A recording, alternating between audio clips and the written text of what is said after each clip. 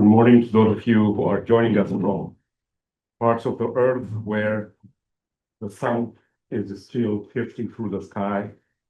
And good afternoon and good evening to those of you who are joining us in the afternoon and in the evening. We extend our heartfelt thank you for joining us. My name is Etuaptmumk. I work at Coady Institute, and I have the futile attempt of facilitating peace building and conflict transformation at this moment in history. As you have already noticed, I have the great honor, privilege, and responsibility of listening and facilitating our gathering this morning. Sometimes we feel our world is becoming a rudderless ship that is drifting away without any discernible path or direction. It is in these moments our individual and collective yearning for leadership of wisdom, compassion, and love becomes more pronounced and urgent. I have the special privilege of confirming that we are afforded with the honor and exceptional privilege of listening to Elder Albert Marshall, who gave the world the title Two-Eyed Seeing. Often, Elder Albert Marshall is called Dr. Elder Albert Marshall, but I prefer Elder. The reason why I'm standing today here in front of you is where I come from. When elders speak, we stand up and listen. We don't say anything. We don't interject, and we don't tell elders what to say and what not to say. So I'm not here to say what Elder Albert should say. I'm here to listen. But I also made an attempt to introduce him. And also going back to my culture, how do you introduce an elder?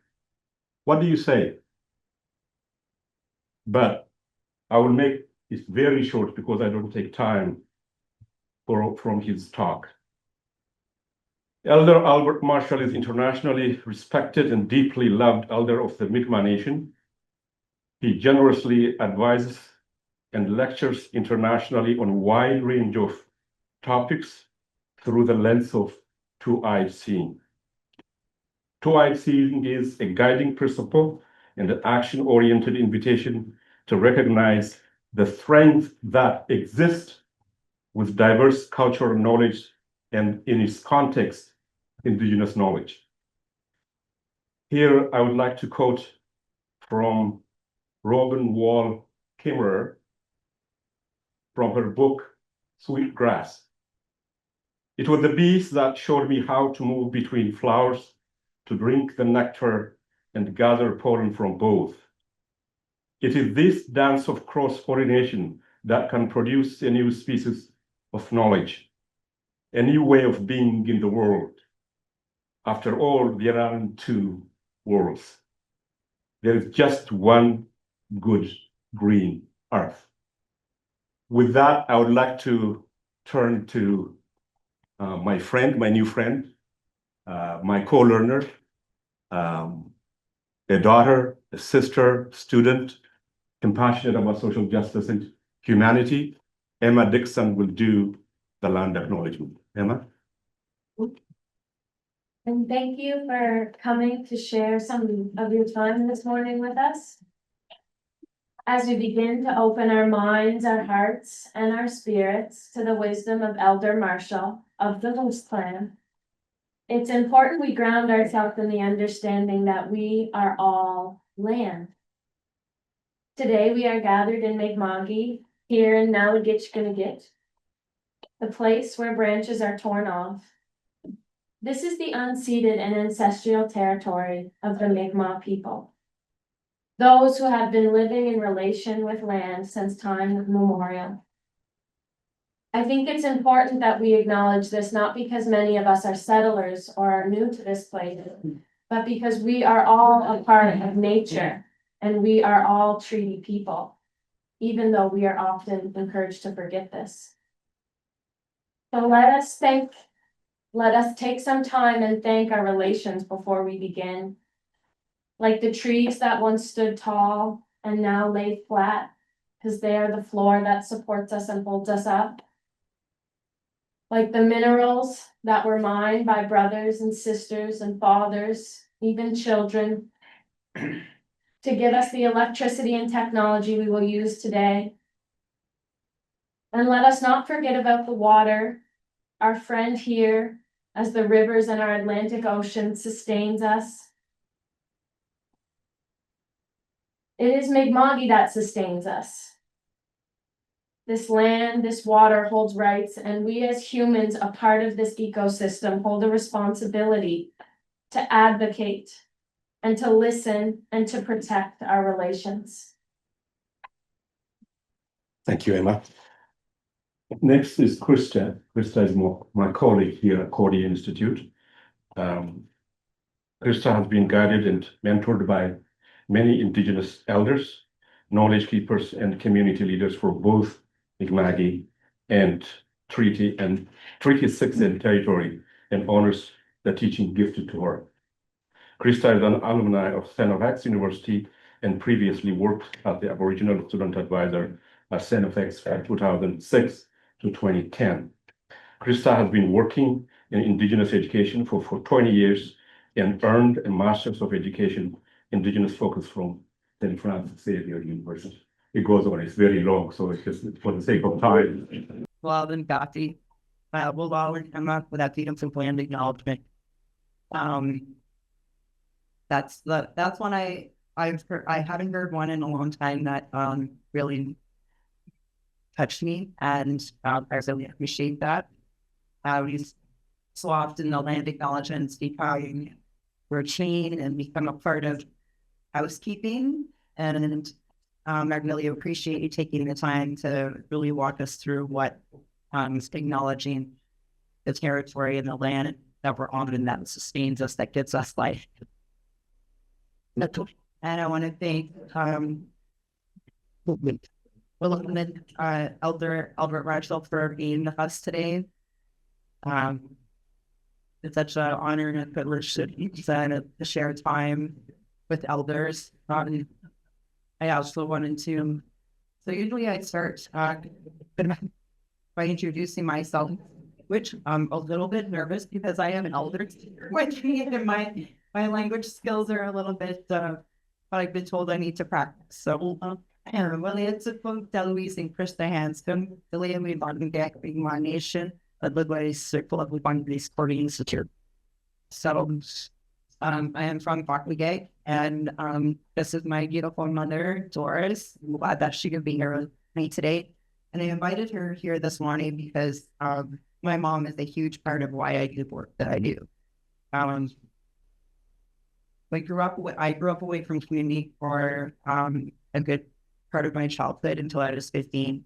My mom always made sure that she instilled a love of learning, a love of our culture, a love of who we are as Mi'kmaq people, even though at times it may have been difficult for her to do so living away from community. So I appreciate that. I wanted to acknowledge that. And I really wanted to sincerely thank Elder Marshall and his family for the teachings that they have gifted us all through Etuaptmumk. When I first learned of the term and the teaching was through Elder and his late wife, Regina, and they share a story about their son. And for me, that was so impactful because oftentimes in Western education, we're told to leave our spirits at home, leave our emotions at home, leave our families at home. And it was very impactful to be able to see how you could bring that into your space as an Indigenous person, as a Mi'kmaq person. I was able to bring my teachings into my education, and it really helped me navigate the university and the different places. There's just one quick thing that I want to share with you from my master's capstone. Etuaptmumk was a huge foundational piece to my work and continues to be a foundational piece to the work that I do alongside community. So there was a time when I felt that being caught between two worlds meant that I did not belong in either. My learning journey has revealed that Etuptmumk is a gift from Creator, part of my purpose, and gives me the ability to navigate both worlds and facilitate understanding between them without me. Thank you, Krista. I wish to welcome you, all of you who are joining us across from Canada and the world. Now, without any ado, I will leave the microphone to Elder Albert Marsh.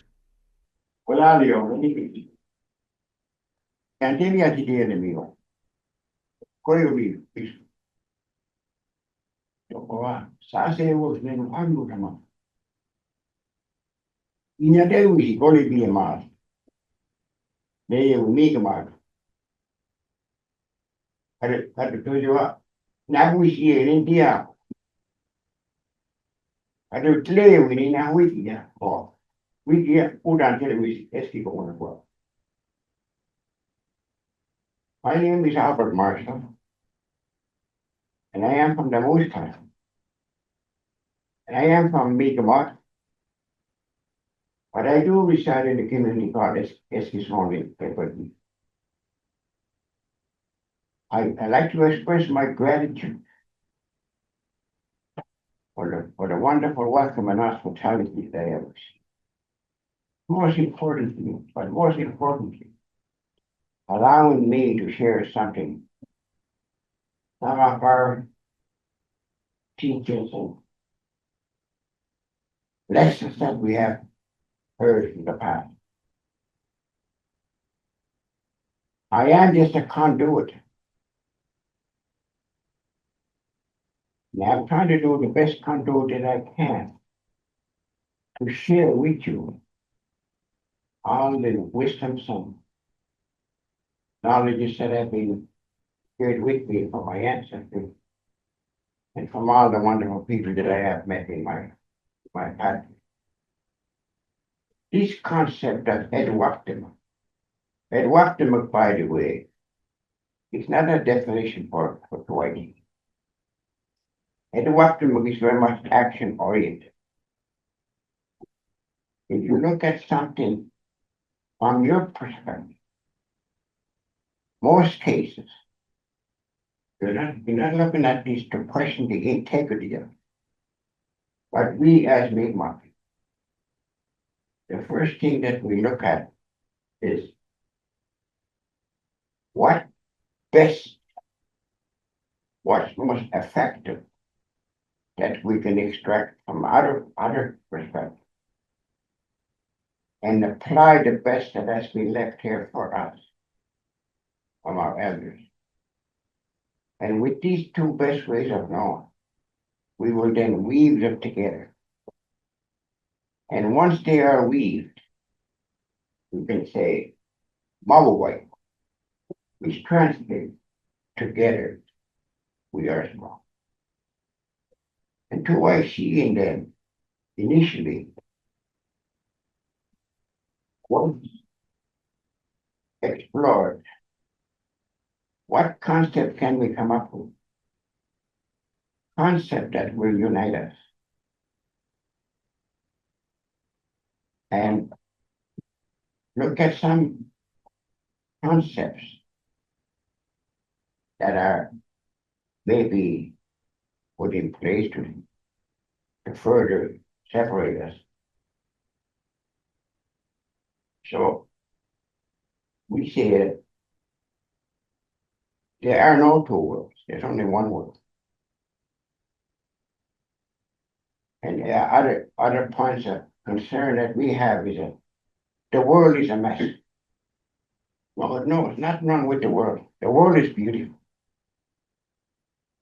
It's the actions of humanity that has created these devastations.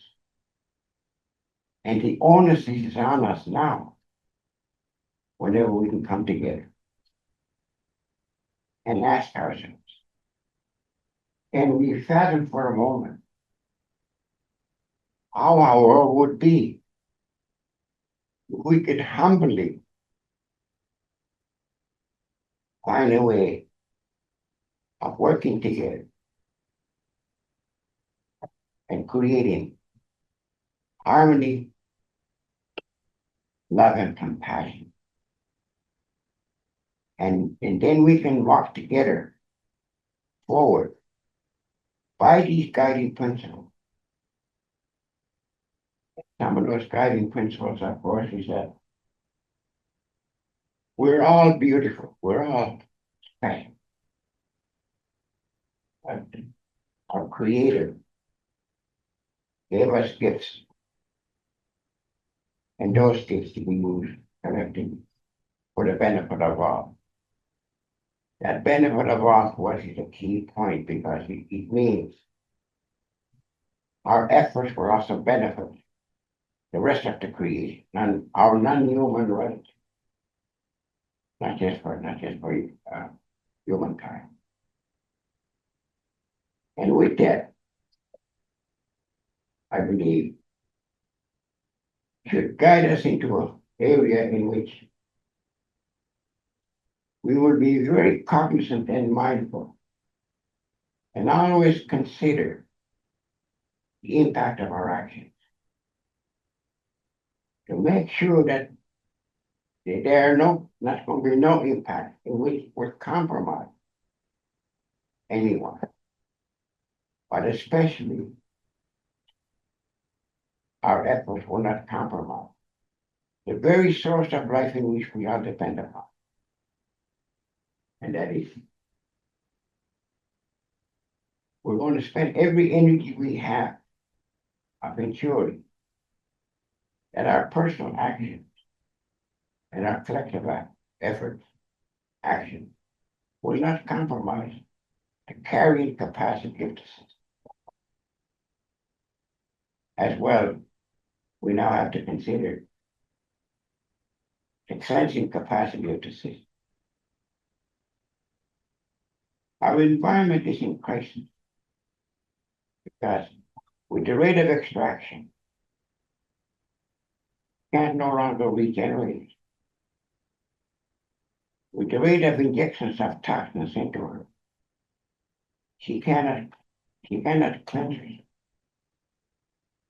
And we have taken so much from her that we have to wonder,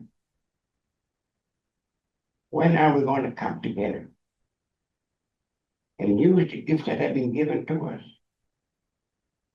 and begin to reflect just how we got here and devastations that we have brought along with it. And as I said, do I see it? Most cases, it's not meant to question the integrity of anything. But that does not alleviate us from our inherent responsibility. If there are injustices, personal or environmental, we do have that inherent right and responsibility to ensure that this disruption is not going to be unfold. Whether you believe in future generations like we do, we speak of 8 generations. There any water here. For us, thank you very much.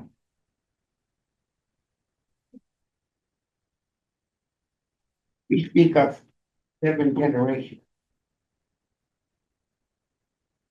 which is quite unusual.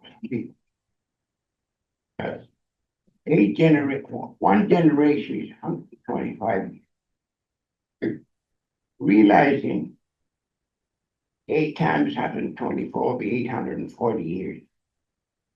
And that is forever when you look at it from human perspective. But when it comes to nature, it's only split second of a second.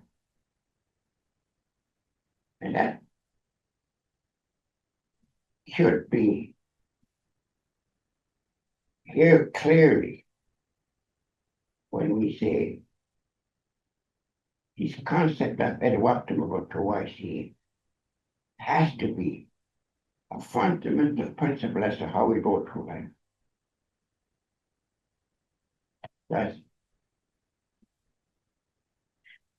not only making sure that our efforts will benefit the present, but our overall objective is to somehow make an effort and try of leaving this beautiful creation for us a better place for the future generation than the one that was on when we came up. There was a lot of challenges that we have before us, but we have to somehow allow ourselves individually, like we do. We're grateful, but we're wondering. We have so much knowledge. We're given so much knowledge that we're literally drowning in it, because there is very little wisdom in it. I think that's something that I believe, would encourage people to constantly look at a concept from your personal, because your personal and special. Your personal and guided by the gifts that are created in you. And that was in our inherent responsibility. You knew those gifts. You can't for the benefit of all. So it's in cases where we see division, let's open our arms and our doors and invite neighbors to begin, share our stories, hear their true stories. You will not only know where this person comes from, where they're going, why they are here, but most important, you will know who they are. And once you get to that point, then be assured you're going to literally become colorful. Are they going to see beauty? This creature, whether you are otherwise, what they are emitting for that beauty to guide us, in which our actions from there on will be grounded and guided with lemon to learn. But in order to understand your purpose, for us it's very simple. Our ancestors had left with us with 7 guiding principles. So that what is very simple and very clear. Verse 20 is nothing. We know that our mothers and our Creator have conditions about for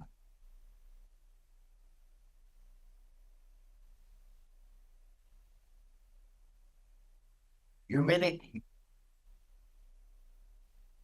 We have to humble ourselves and not just live at chemistry. And we're not the superior ability. We are just a small part and parchment before they were created. But not find like the rest of our non-human relatives. We have something that they don't have. And it was given to us. You said why? Just the impose our actions. Then our actions were better. Guys, when we talk about trees, the words for treaties, Etuptmumk.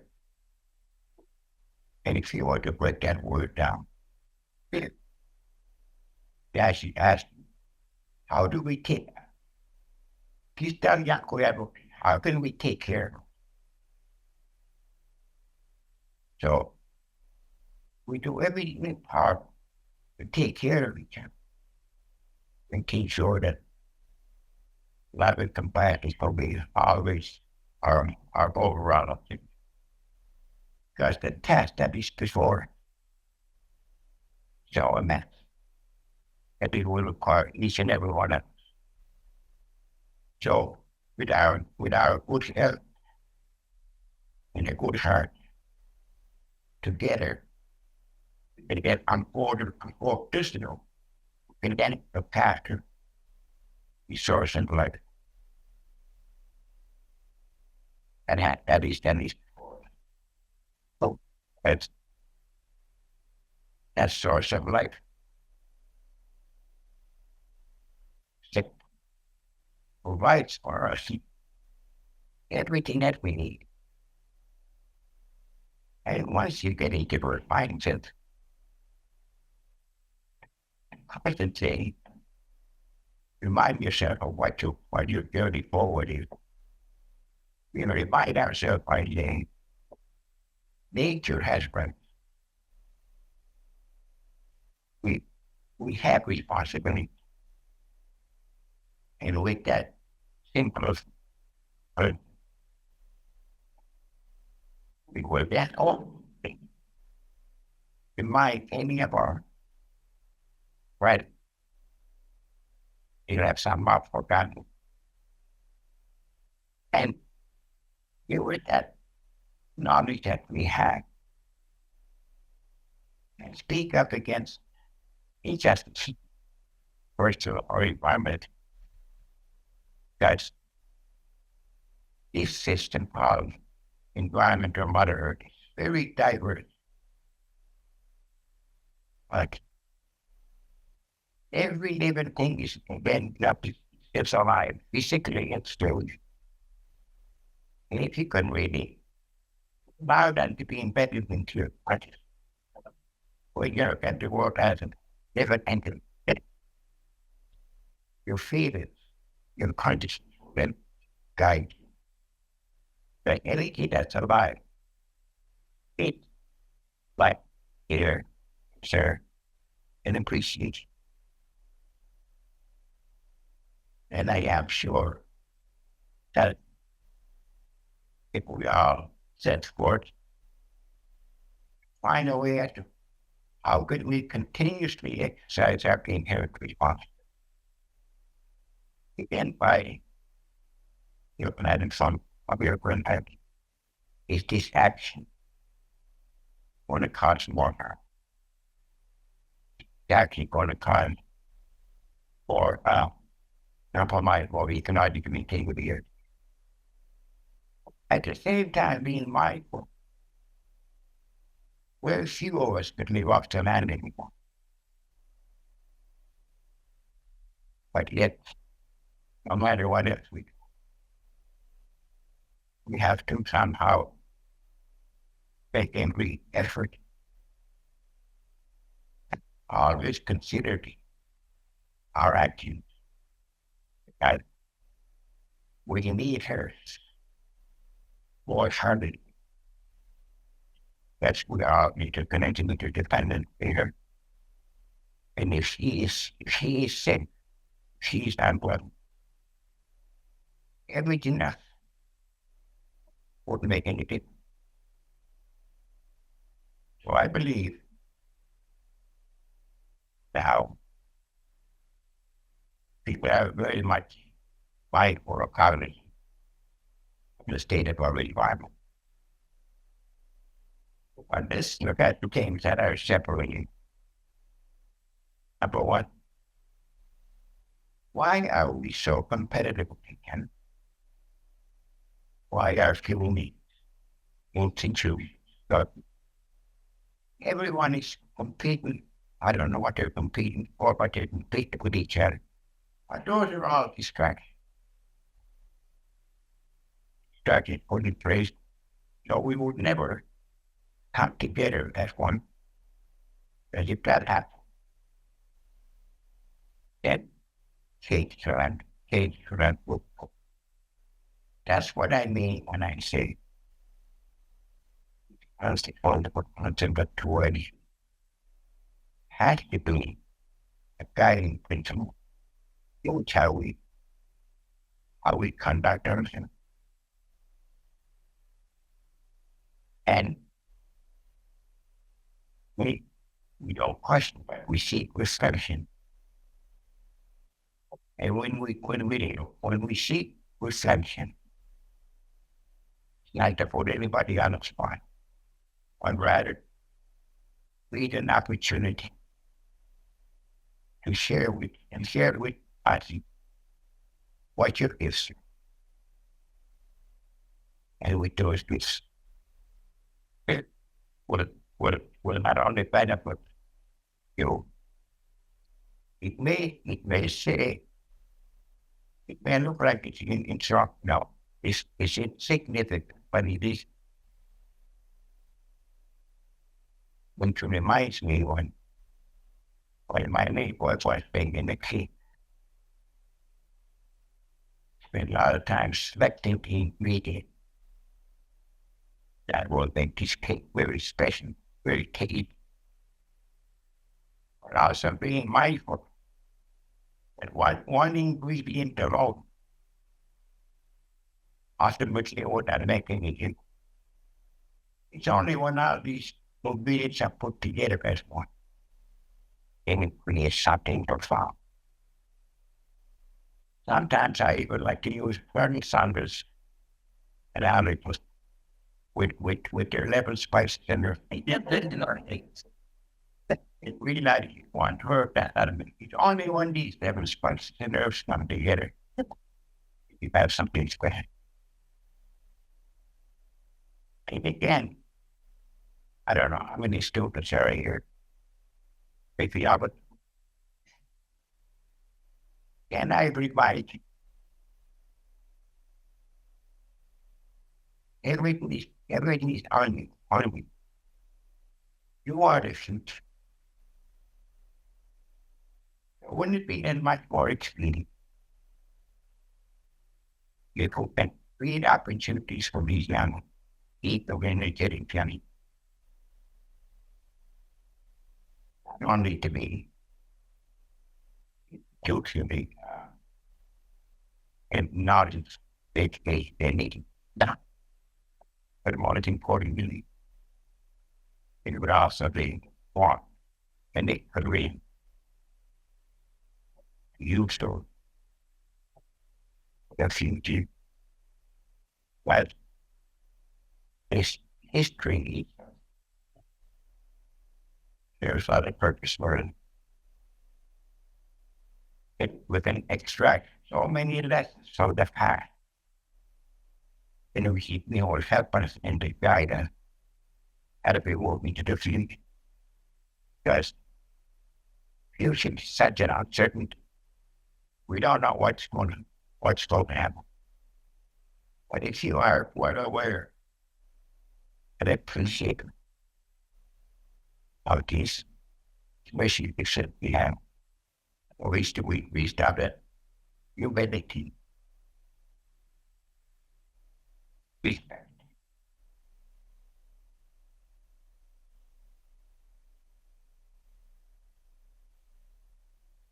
I might be busy, but busy and patient. Patient is one of the most challenging gifts. Patience is to do your part in your heart. And Father, I'm so loving, learning, a driven by the loving. And if you can focus on that, then why would you go to you? You've done it. That's not what he's wished. Consider walk. That's an overarching angle. Hopefully, but I guess a lot of our people do. That's basically was one that I know of anyway, of the average young person. Our elders are so honored and revered that we need them to guide us with some of the challenges that they have endured and other things to be used to guide us so that this action is negative by being mindful of it. It would not be repeated. So I got to wish them come up with a word and somehow so they power that it to see ourselves how special and before we can talk about loving. I think you should start with it by loving yourself, or you appreciate, and most importantly, respect the gifts that you have been given, and you said for the benefit of all, and hopefully some of our traditional ways will see some areas who might get because there is a group of people that have been here for I don't know how many thousands of years. Somehow people what they're gonna have vanished. Or it seems with this very an system called environment.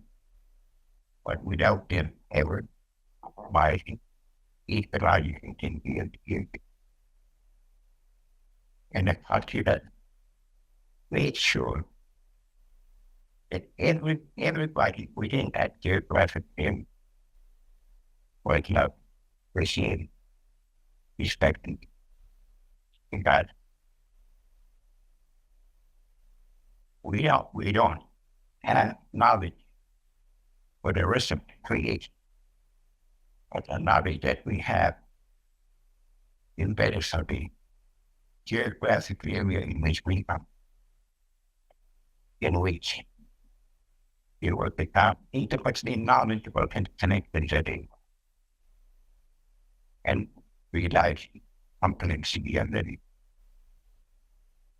And with us back to another area, that is, how do we create and maintain mutations? Art is very simple. So it exchange of theory. These relationships are made in system. But relationships are critical. On a lot of times in our lives, so and so has a gift, like the human being, or I to go in the right pattern. I says, if there is a relationship, and I know where I can quote,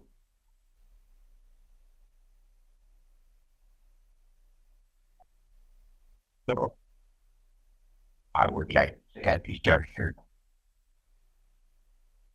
I can see how here and whoever's on the line. To ask yourself, how can you apply this concept on Coady? How can you transform an open personal life as well as these concepts and people and improve you represent your business plan, what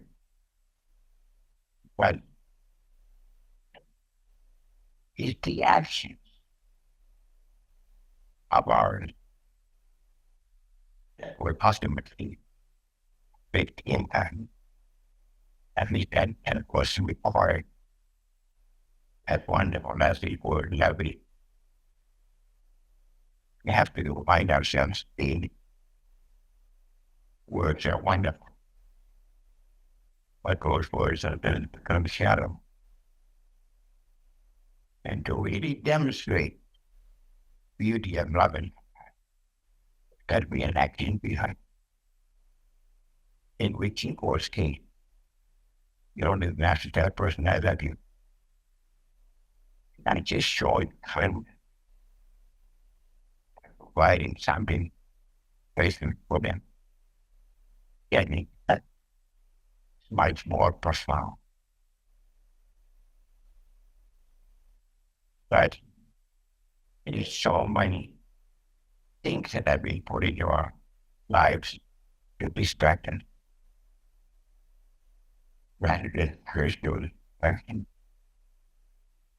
Then talk about them as challenging our patience, challenging us want to continuously be mindful that the sacred things of life, when we train ourselves only to hear what was said and avoid hearing what I heard. I believe, at least I believe, this is our and our history or tradition and survive for many, many, many years. As someone came up with this idea to maintain the integrity and authenticity of soup. To remind only to hear what was said, and that's what you could. Not totally great to the integrity and what we can, but I believe in the written format. If you're not cognizant of that, you'll be holding your respect. And that they are wrong. Well, the sacredness of that initial concept is going to be watered down. So, again,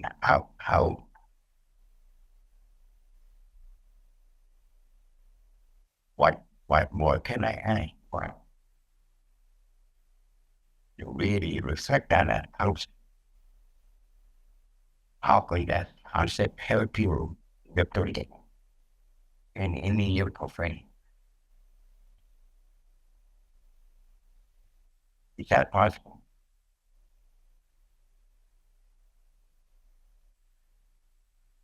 It was. It was.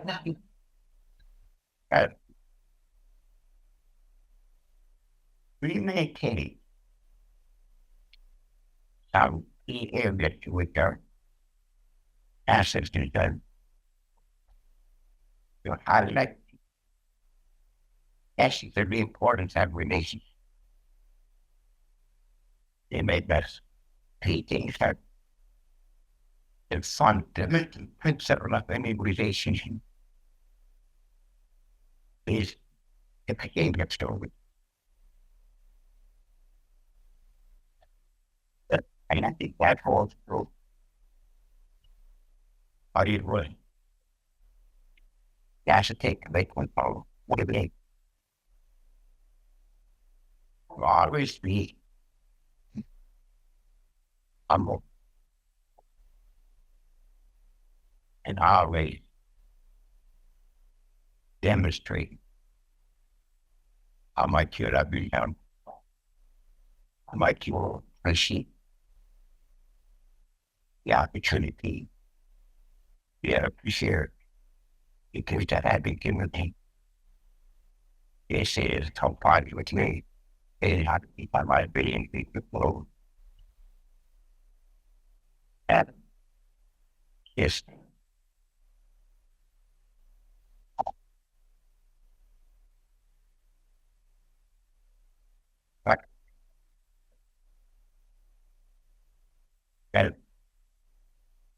I believe it's meant for us to wonder and to question. And we cannot go correct with just one perspective. Like, you're not really being educated. Rather, you are.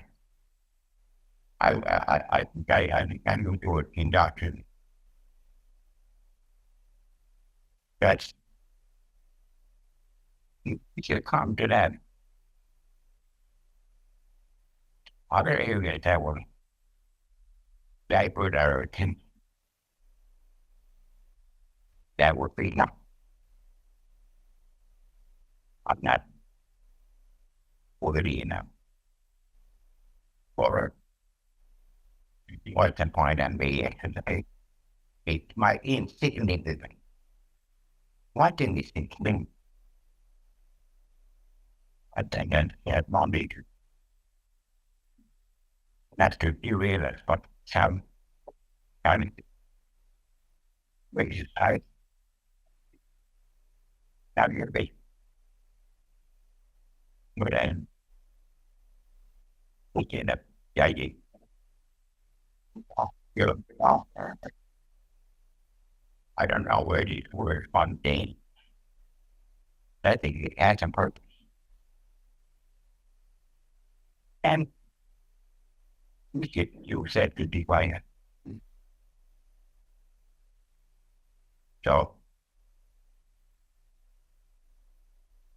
can we, as the Hebrew instrument, join our brief get together? And we now make a concerted effort that we will walk together in this one word. But most important, mutually respecting the uniqueness that each other is gonna and use those unique. So our efforts will then become guesses or found as those evidence pages in Earth by Sarah Congress. Thank you.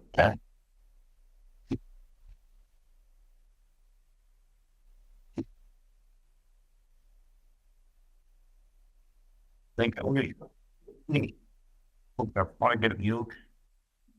And if I don't have the answer, I'll make sure I get anybody had perspective or a question or clarification. Here you can. Any questions or comments? I agree to agree or everybody gets I agree to agree as well, everybody gets to It does something. What's in the money? Oh, yeah. Oh. Yes, You guys have a question? Hi, thank you so much. I'm gonna start to do some 2-eye seeing work with my high school science kids. And I'm just wondering if you had any advice. Really exercise that. You're not man. Comes from your language, your ceremonies, and your communities and things. Your other lens. Not questioning the integrity of your perspective, but rather it's a small part and parcel of for the whole creation, for the whole humanity. Use the other lens. And simply reinforce your personal perspective so that the outcome would be much more effective. Again, remind yourself on a regular basis. I'm not going to use my other lens to question the integrity of an act or a word or a phrase, but rather, how can I be instrumental of sharing my perspective so that maybe it might just enhance other person's perspective or your perspective. So it's all constantly challenge yourself to be much more effective and efficient of what you do or what you're writing about. Because what the product that you will share or produce is not only going to benefit you, it will benefit people that you are involved, but most importantly, it would also empower you. And I am grateful that I am still here. I mean, as a young person, yes, but as the years go by, we have to express our gratitude for given the opportunity to walk on this beautiful earth, our Mother Earth, another day. And that day, I try to give as much as I can back. Because again, future tomorrow is uncertain. And I thank you for that question. Thanks.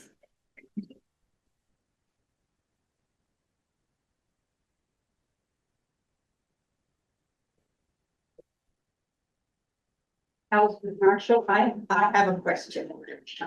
And you keep talking about the importance of loving self and having respect for self. And I find a lot of the young children, they're often being challenged not to love themselves or respect themselves. So it's like, what do we need to do in relation to your question? Like, how do you start Well, when the children may not have a sense of their own value and therefore don't understand the value of others? well, as I try to say, it's the word alone is a wonderful expression. But maybe that word or that concept might not be as effective as an action. Because the actions, I believe, are much more profound. Because you're giving something of yourself, whether it's a gesture, word, or something from you to help someone else. Now, we can demand love, compassion, but if we don't have that, then we just continuously searching and seeking. But to really feel love and compassion, it has to come from within. And that once it's embedded into that, then you are really exercising your inherent responsibilities and rights. Rights, yes, we have certain rights. Overall, nature has rights. And we collectively, we have responsibility. Now, yes, that's a big question. This transformation, I believe, cannot happen instantaneously. It's got to be built on day to day through generation, in which you create an opportunity for someone that is not quite open for these, to try to get them to share with you of what's deterring them, not being able to understand or appreciate that wonderful concept of love and compassion. because there's a lot of doubts that we have to face on a regular basis. And if we allow ourselves to be completely overwhelmed, then we're distracted. Patience is another key. Because you cannot preach love. You have to live it. It has to be seen in you. Because love, no one cannot survive without love. My late wife was a counselor, alcohol and drug folk. And she used to come home sad. Some of these people are in their desperate situations. With others, nobody loves them. But now I think you can remind him, somebody did love you. Otherwise you wouldn't be here. Somebody spoon fed you into your diapers, dressed you up and everything. But only the loving action and understanding and words combined eventually, well, at least we hope we will do, that person will reconcile whatever doubts that they had. But they need guidance more than someone that is conscientious and eager to go. You're not specializing in your attention, but that person needs your attention more than the next one. Next one might be self-confidence, confidence to be there, and their aspirations, their wishes are intact. It's not an easy, because each child is different. Biologically, maybe there might be similarities, but their characters, how they use her,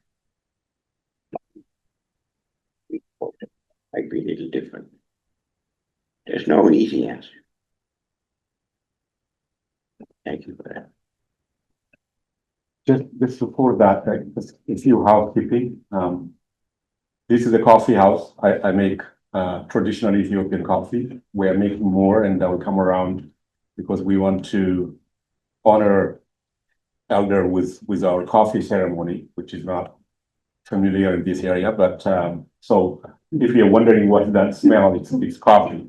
The other thing is we are not going to get to interact with Elder Albert given the time limitation we have. So what I would like to do is I want you to write whether it's thank you or question or something popped up while you're listening to him. And we will share it with him at the end of the process. This is the facilitator me not letting it go and just so what I would like to do is pass around this. You can write. It doesn't have to be English. Doesn't have to be French. Any language is welcome. Just put something on this, and then we can share it with Elder Albert. And I've seen two hands in the back. Yes. I got two or three online as well. So we do one online first. Okay. Sure. So it says, I want to respect the integrity of each lens and each person's view. But what if we can see that their lens is creating great harm? And what if our own lens creates harm?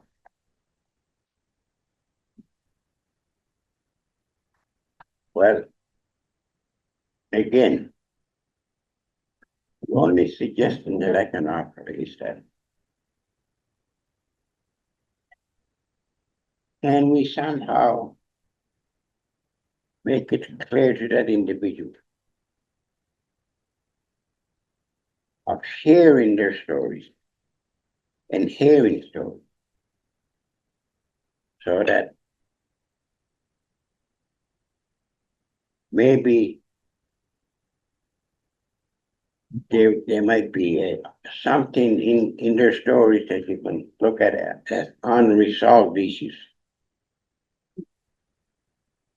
Because we're just so easy to assess the human from a physiological perspective and cognitive. But we fail to see them in the spiritual perspective, in which imagine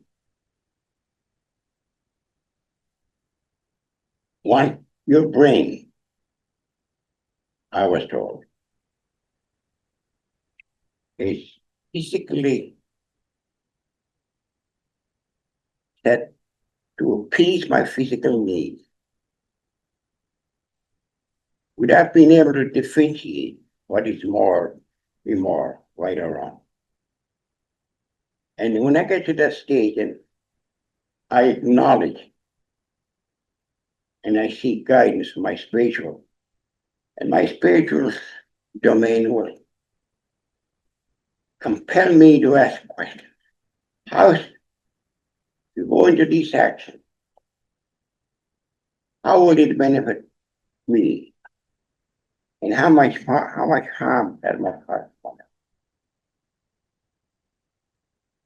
And that's how I believe the spiritual domain of us has maintained. To be able to endure all the challenges that not the world, but the people has imposed upon each other. But without completely distracting you and allow that to be overwhelmed. We can get people and convince people that these challenges that we are confronting are not personal. Maybe that's one of the greatest unresolved issues we have. And that is, what more can I do to improve myself, how I conduct myself, how I speak and what I do? That will be much more beneficial for people that are sort of caught up into this mindset that, let's say it simply, for me attitude. Because our minds are open-ended. We don't even have the capacity to determine where it's going to take us. And that's connected part of our physiological part. But if we can depend on the spiritual domain of us, then that will set you on the right path by forcing you to ask yourself, how will this action benefit or hurt me? And how will this action or action benefit or hurt someone else? Now, in my language, we have a word, on. And for our non-speakers, that took a while to find out empathy. Empathy was the only thing that came close. EMPHTY. That came close to that wonderful concept in which you're always concerned of others. You're not denying yourself anything, but you always put them not on the pedestal, but even front. Always being mindful. What led up to this? What led up in their lives that they have now having difficulty to reconcile these things, these little things. Again, it all boils down to, it may not sound reasonable in today's society, but your problems are my problems. But ultimately, inevitably, they're left unattended. They will just keep manifesting. And the greatest area that I see now is that, and I can only speak about what the First Nations speak. All those atrocities things that have been imposed on us. There was no mechanism to help to reconcile people, for people to reconcile those. And instead of reconciling them, they come up with another term, intergenerational trauma. Intergenerational trauma is just a manifestation of what happened in the past without acknowledging it and seeking help and people being mindful of imagining how harmful these situations were. And that's where I believe the essence of what we say when we say one kajidera. One kajidera, and it's not a sympathy, but rather you're very much concerned about this person, of what they are going through.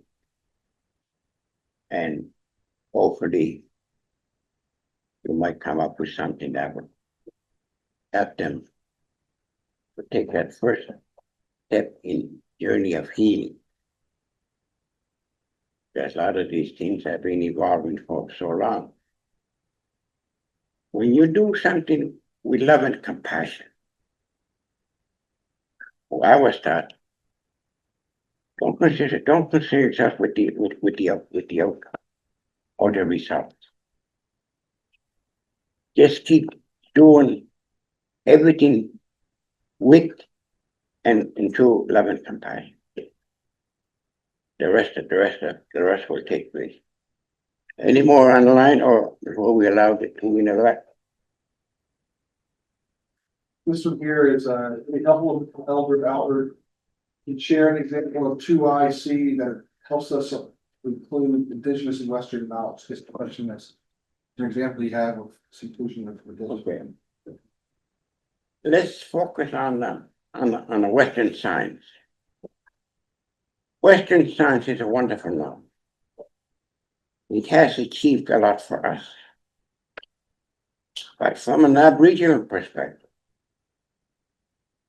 we see that Western science can and only can look at nature as an object. And if we leave it at that point, then I think we can say the reason why in the state of it is this today. But if we can allow other perspectives in which they truly believe in functioning from different perspectives, anything and everything that's alive is alive physically and spiritually. Because once you embrace it in that context, your inner consciousness is going to be triggered. Your attitude is going to change. I mean, even the concept we use, I was told that you can't say, I love my car, I love my wagon. I can only say I appreciate it. Love is only for a living. Those really simple things. So that's the only way that I can, because there's no direct answer, but rather what person needs to do or which direction they're passing before they can begin to reconcile this doubt or maybe uncertainty.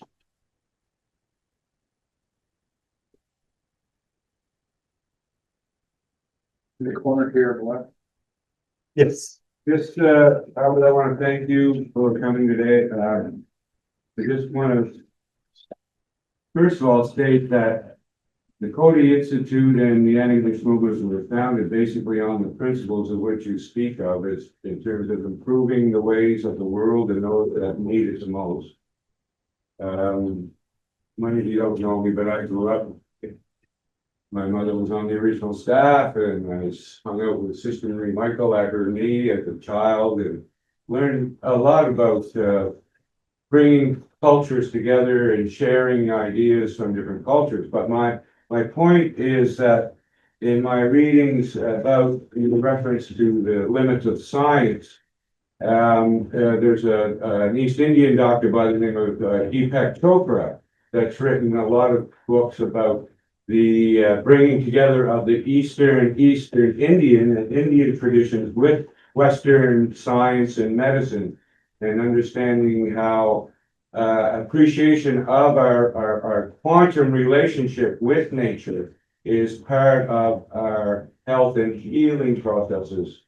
And it aligns very closely with what you're saying. But the other example that your discussion today brought to me was another interesting author by the name of Thich Nhat Hanh, who was a Vietnamese monk, but raised as a Catholic. And he wrote a great book about living Buddha, living Jesus, where again, you're looking at two, not necessarily opposing, but two traditional traditions that, you know, have some differences, but when you can look at them, you can see that there is underlying principles that bring together two perspectives. And I just thought that just your comments about how the native traditions apply not just to life, but to our spiritual relationship to nature as well. You know, I believe each culture was given skills and mechanics to be able to understand and to deal with this complexity of nature. And those teachings did not start this day, but those teachings were lifelong, in which each generation made sure the oncoming generation will be given an opportunity not just to learn, but how they can apply some of these teachings as a guiding principle. Not to say that my action is the answer, but rather I really hope then or now or anyone that what I am offering and sharing with you, you might find a part that just might change your course of thought, empower you, encourage you, and even experiment. That's again, without questioning the integrity of education. I believe that's been very successful of educating us what to think. And if we apply our inherent teachings, we know what's missing. Only educating them how to think, not what to think. That gives the freedom of this person to exercise their inquisitiveness that they may have, in which between the young and the elderly, you literally become a knowledge navigator. You're not questioning their knowledge, but that knowledge needs to be navigated into another understanding, another level, in which you will guide them into that direction. And unfortunately, I had to ask this question this morning if Coady was still in existence, and I was assured yes, because I may not know the internal workings of it, but the work that Coady has done internationally, I think, encouraged a lot of us to improve our Two hands in the back there. I'm Albert. I am so nervous. All of a sudden. I was wondering if you might share the story of the first time that you and Zafina had a conversation or started to conceptualize and think about Etuaptmumk. And what that moment was like, or what that, I know it maybe was a bit of a long discussion for today, but. Well, I can share with you what motivated. When my late wife first started teaching at CBU, the first thing that she noticed was there were very few Mi'kmaq students at that institution.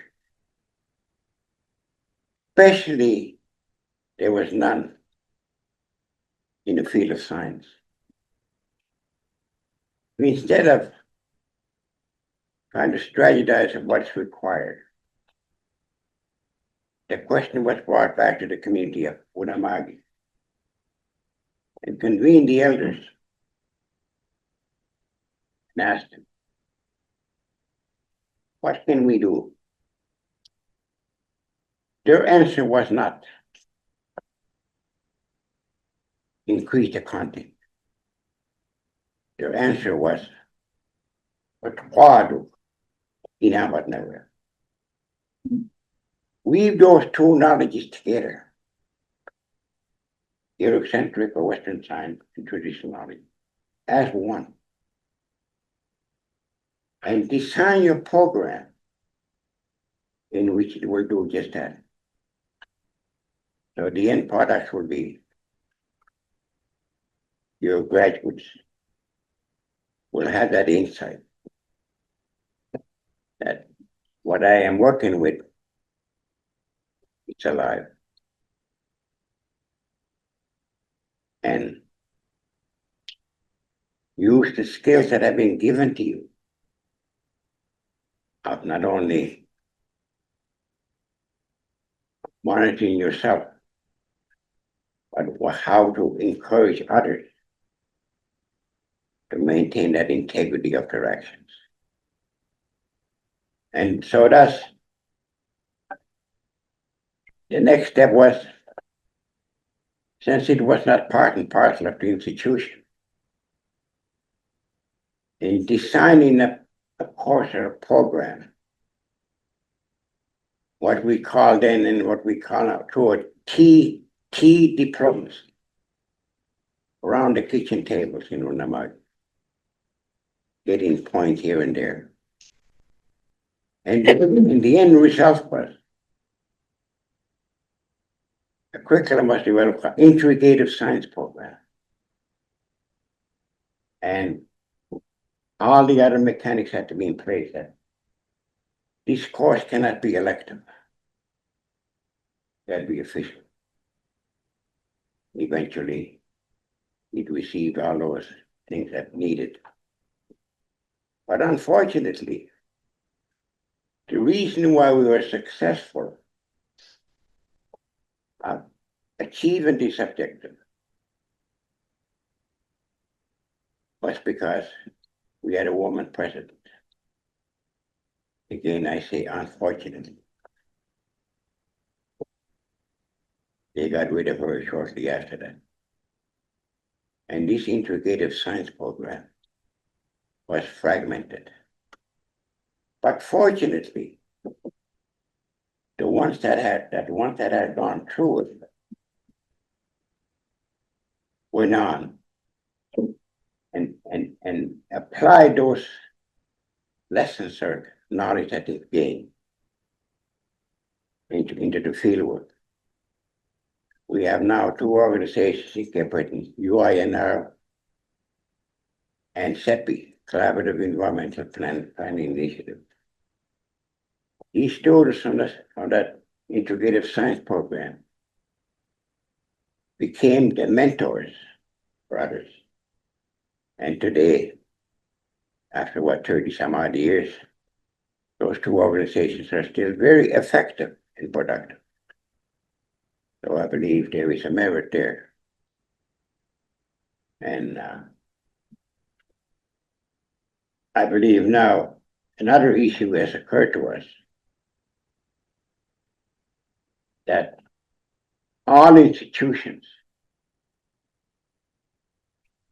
should be compelled of having land-based and our traditional knowledge official. The reason we say that is because our language comes from the land. The interconnectivity, interdependency is so strong that you have to have the language and the land base together. You can't do one without the other. Even though people are talking about food security, but without realizing there's got to be a number of people that have been completely disconnected from nature. And we have to acknowledge as well that rarely our young people are prepared with the life skills that they may need, and that often they survive. If so, the shelves are empty.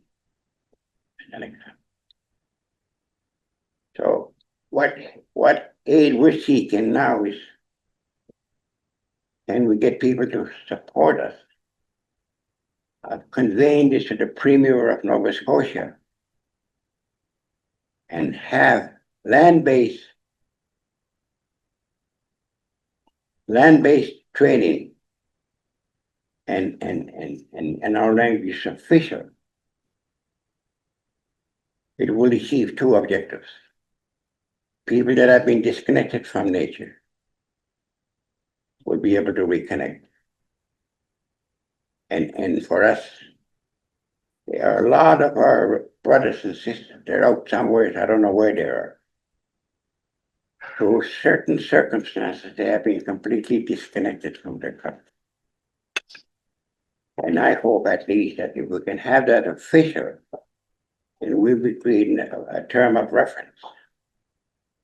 These people that want to reconnect, they know exactly where to go and how it's going to be done about it.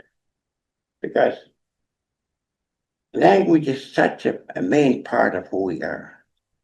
That it's through the language that tells us not just what our rights are, but what our responsibilities are. And to be able to understand what nature is telling us. Thank you for that question. Thank you. Thank you, always.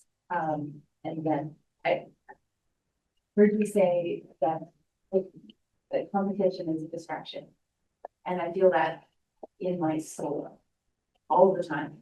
And I wonder what advice you might have to make the best use of the gifts of people that come from all over this place.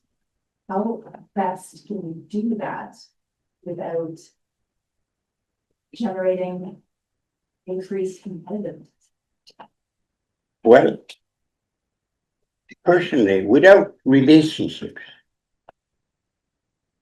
I think it's not impossible, it's going to be very difficult. Again, his statement, what creates a relationship is through the exchange of stories. Because again, it's through this exchange of stories, you will know where this person comes from, where they're going, and why they are here. And hopefully, with that sharing, you'll know why they are here, or who they are. Because that's important. Who you are is the gift that have been given to you. Now, and can we look at this video as our home? That person may come from Timbuktu. And I may not know anything about Timbuktu, environmentally or culturally. And if there is no relationship with myself and someone from that geographical area, I may never learn. I might have to depend on Amazon or Google. But if I have to make every effort to get into a relationship with people from that area, But if they were to come into my area, I have to also emphasize pointing out their responsibility by sharing with them. This is what we are doing, of making sure that individually or collectively, nobody's going to compromise the ecological integrity of the area. And if there's harm being done, since we humans are never perfect, if harm is done, then we come together to mitigate and to restore that damage that's been done. But it will require a collective effort. And we welcome people coming to our territory because we can use that other perspective to improve and to empower my perspective, because I may be intimately knowledgeable and connected to my geographical area. But the more I expand my mind, so if I happen to go to that territory, I will know exactly who to call, so that person could guide me of what I need to do to sustain myself.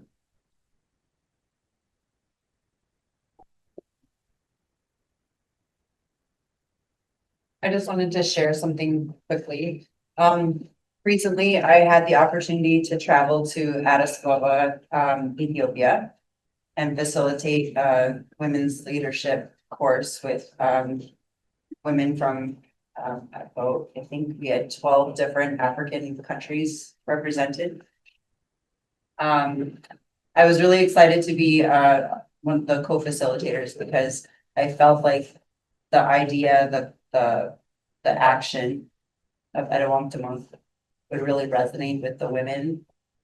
And it did. Like, it was interesting that they shared back that for many of them, it was their first experience being in a learning setting where they were encouraged to reflect on their culture, reflect on their family stories, reflect on their practices of their community, and bringing that alongside their leadership journey and how it informs their leadership practice and how they connect with their communities. And they had shared with me to thank you and your late wife for the work that you've done, and that it's, you have accolades of, international connection with your teachings. But I wanted to share with you that there's a group of women across Africa that have connected with Coady, with Etupmumk, and are encouraged to have something to relate to or to refer to when they're bringing it into their leadership practice and their community development practice, because it's something that's definitely missing from Western. Thank you for reminding that. That women do have extra power. They are required to maintain harmony. For us, it's very simple because we were one time matriarchal. And we were forced to be civilized. In which, looking at the role of a woman, she's not only a life giver, but a facilitator of knowledge a child will need. We're not discounting the males, but days gone by, and even some cases today, that male will have to go off somewhere else so they can better sustain that family. But without compromising the opportunity for the young to continuously be educated, it's the mother's job. But in a lot of cases, in our language, on a general idea, we don't say ladies and gentlemen. We say Nigamatud. That there's no gender in that. You're acknowledging the human beings of the gifts that they may have. And gender in this case does not to be mentioned. But in other areas it have to, because we often talk about love.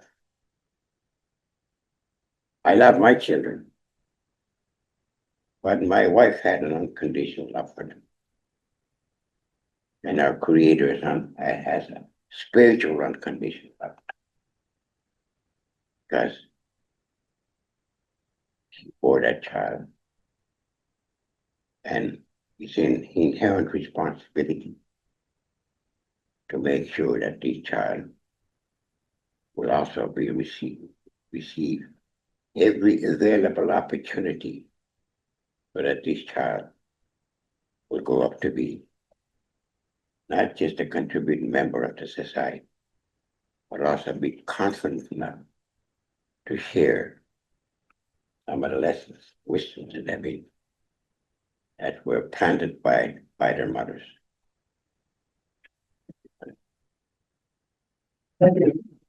So on the line with the question here, can you speak to the ethics of requiring and applying Indigenous lands for non-Indigenous people? Well, let's talk about a hub. And the only hub that I can think of at the moment is, I grew up with the horse and buggy days. That wagon has a hub. If one spoke is missing, that wheel is no longer functional. But if all these spokes are in that hub, then there's no limit to us what that wheel can do. Move items, move people. So my perspective as a Mi'kmaq, I don't think I'm claiming this is the end all, this is all we know. All I'm hoping is that you will be able to extract something from what I have shared with you and apply it into your understanding, in which it will not only enhance it, but make it profound. Because again, is it possible for a person to go through life with one perspective? I don't think so. Is it possible for any person to go through life without love? I don't think so. But those things have to be shared and seen and utilized. Not personally, but for the benefit of all. So that's the only way that I can answer that question. There's no direct answer.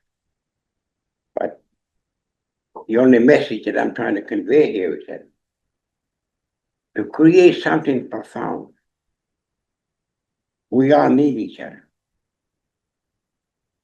Without that relationship, someone is going to be affected. But if we can maintain that interconnectivity, interdependency as it was put upon us, and do as much as we can to share it into practice, I don't think we will be in a state in which we're in now, in which we're in an environmental crisis, all these chaoses in the world, all these things that force people to be separated, or to be denied, or to be silent. And because anything that happens to our environment or well-being, we have to take some responsibility, because if we are silent and in denial of those injustices, we are just as guilty. Because we're creating an opportunity for those people to use our silences as if we're condoning of what they're doing. Or speaking up, hopefully and will redirect that person. At least we hope to do. And being patient. Not to get overly anxious on the outcome.